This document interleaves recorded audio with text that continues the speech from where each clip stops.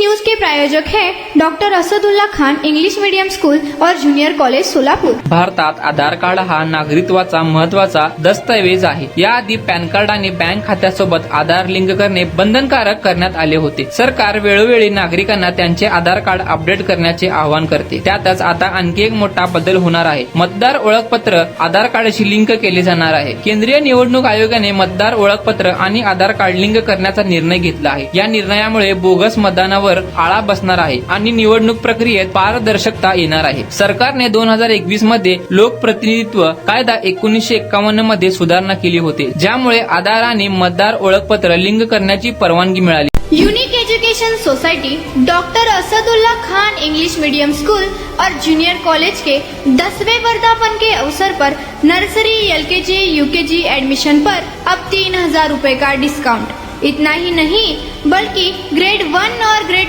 2 के admission पर 5000 रुपए की छूट। मात्र हे लिंक करणे अनिवार्य नाही। ज्यांना हे लिंक करायचे असेल त्यांनी करू शकता, पण हे बंधनकारक नाही। मतदार ओळखपत्र आणि आधार लिंक करण्याच्या प्रक्रियेत डेटा सुरक्षित ठेवणे ही मोठी जबाबदारी असेल। निवडणूक आयोग कोणत्या सॉफ्टवेअरवर आणि तंत्रज्ञानाचा वापर करेल याकडे सर्वांचे लक्ष आहे। जर तुम्हाला तुमचे आधार कार्ड मतदार ओळखपत्राशी लिंक करायचे असेल तर खालील प्रक्रिया पूर्ण करावी लागतील। निवडणूक आयोगाच्या अधिकृत पोर्टलवर लॉग इन करा। फॉर्म 6B भरून सबमिट करा। तुमचा मतदारसंघ आणि वैयक्तिक माहिती प्रविष्ट करा। आधार क्रमांक आणि OTP टाका। प्रिव्ह्यू आणि सबमिट करा। संदर्भ क्रमांक सांभाळून ठेवा, जे भविष्यात उपयोगी पडणार आहे। मतदार ओळखपत्र आणि आधार लिंक करण्याचा निर्णय महत्त्वाचा आहे। यामुळे निवडणूक प्रक्रियेत पारदर्शकता वाढेल आणि बोगस मतदानावर आळा बसेल। मात्र डेटा सुरक्षिततेची काळजी घेतली जावी याकडे लक्ष द्यायला हवे। Unique education society doctor Asadullah Khan English medium school और जूनियर कॉलेज के